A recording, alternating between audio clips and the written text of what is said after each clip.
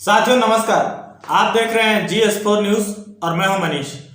साथियों आज हम बात करने वाले हैं राष्ट्रवादी भाषण, आपके स्वास्थ्य, कोरोना और तमाम देश की जो मिली जुली इश्यूज हैं उस पर मैं बात करने वाला हूं।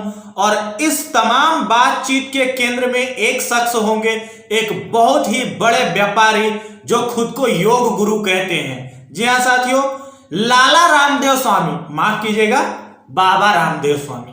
बाबा रामदेव स्वामी जो खुद को योग गुरु कहते हैं और पूरा विश्व, पूरा भारत उनको योग गुरु कहता है।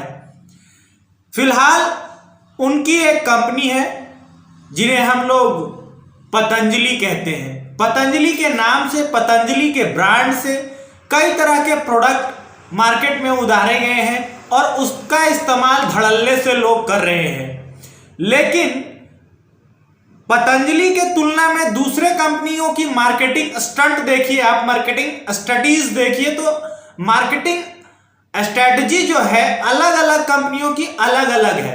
लेकिन बाबा रामदेव स्वामी की बात करें, लाला रामदेव स्वामी की बात करें, माफ कीजिएगा बाबा रामदेव स्वामी की अगर हम बात करें तो उनकी जो मार्केटिंग स्ट्रेटजीज है वो किन चीजों पर केंद्रित है? वो धर्म पर केंद्रित है, वो राष्ट्रवाद पर केंद्रित है, वो भावनात्मक सोच पर केंद्रित है, भावनात्मक लगाव पर केंद्रित है। जी हाँ साथियों, आपको मालूम होगा कि इस देश का किसान दिन रात मेहनत करता है, गाय भैंस पालता है और वो अपना दूध 50 रुपए लीटर भी नहीं बेच पाता है।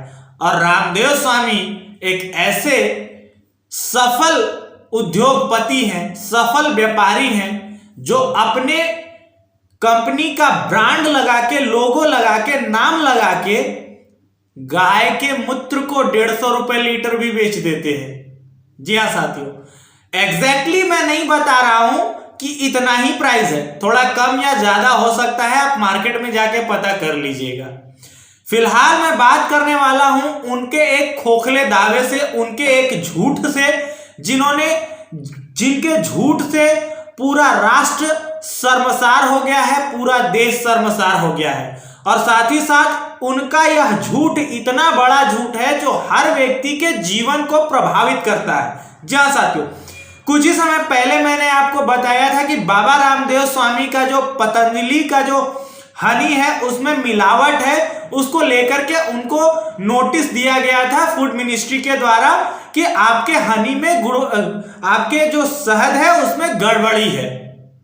अब उसके बाद फिर लाला रामदेव स्वामी जी ने, माफ कीजिएगा बाबा रामदेव स्वामी जी ने कोरोना काल में कहा कि हमने कोरोना की दवाई बना ली है कोरोनिल नाम से। अब उस झूठ का पर्दाफाश हो गया और उस समय राष्ट्र को उन्होंने लज्जित किया विश्व के पटल पर। अब उसके बाद फिर उन्होंने क्या किया?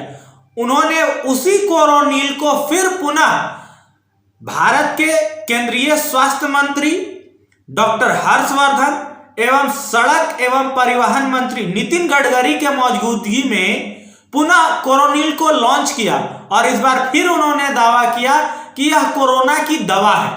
और WHO यानी वर्ल्ड हेल्थ ऑर्गेनाइजेशन WHO ने इसे प्रमाणित किया है, ये उन्होंने दावा किया है। लेकिन उनके दावे की पोल खोल दी है WHO ने, यानी कि वर्ल्ड हेल्थ ऑर्गेनाइजेशन ने साफ तौर पे कहा है कि हमने इस प्रकार की दवा का कभी प्रमाणित नहीं किया है, इस बारे में हमें कोई जानकारी नहीं है।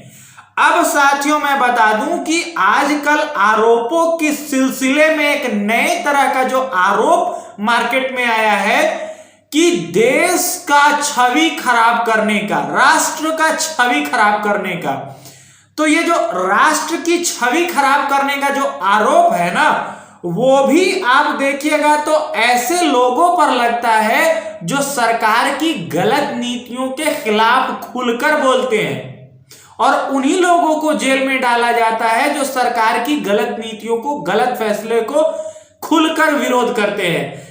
हो सकता है कि आज मैं कुछ कह रहा हूं तो मुझे भी कुछ किसी झूठे आरोप में फंसा के जेल में डाल दिया जाए, तो इसमें कोई हैरानी की बात नहीं है। लेकिन बाबा रामदेव स्वामी ने जो घोषणा किया है कि कोरोनिल को हु ने प्रमाणित किया है, मैं उन लोगों से पूछना चाहता हूं जो बार बार लोगों पर यह आरोप लगा देते हैं कि आप राष्ट्र की छवि को बदनाम कर रहे हैं, खराब कर रहे हैं। तो बाबा रामदेव स्वामी के द्वारा यह जो झूठ फैलाया गया, क्या इससे राष्ट्र की छवि खराब होती है या नहीं होती है? राष्ट्र की छवि अपने जगह पर है, लेकिन व्यक्ति का स्वास्थ्य उससे भी ज्यादा इंपॉर्टेंट है। आप सोच के देखिए कि एक व्यक्ति अपने व्यापार को बढ़ाने के लिए कितना गिर चुका है, जो इतना बड़ा झूठ बोल सकता है। साथियों, मैं बताना चाहूंगा कि बाबा रामदेव स्वामी के कोरोनिल पर इंडियन मेडिकल एसोसिएशन ने भी ऐतराज जताया है। इंडियन मेडिकल एसोसिएशन का कहना है कि भारत में जो तय मापदंड है उसके प्रति अनियमितता व्यक्त की गई है और इसके प्रति अनादर का एक तरह से परिचय दिया गया है। तो यह बहुत ही पीड़क बात है और बहुत ही दुखद बात है।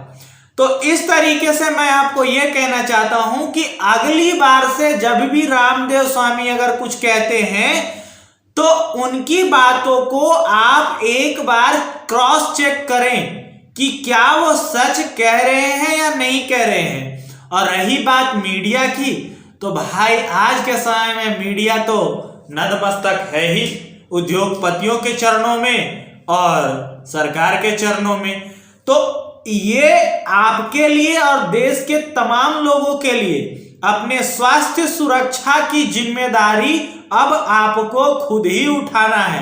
टीवी में चमकदार, शानदार, जानदार, भड़कीले, चमकीले प्रचार में ना फंसे और अपने स्वास्थ्य का ध्यान रखें और प्रचार कंपनी के द्वारा या मीडिया में जो दावे किए जा रहे हैं उसको खुद से खंगालने की कोशिश करें और उसके तह तक जाने की कोशिश करें।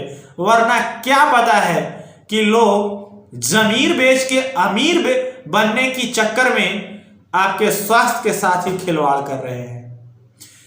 बने रहिए हमारे न्यूज चैनल के साथ। और साथियों, एक बात और कहना चाहूंगा कि अगर आपको हमारा चैनल पसंद आता है तो चैनल को लाइक, शेयर और सब्सक्राइब करें। बहुत बहुत धन्यवाद। नमस्कार।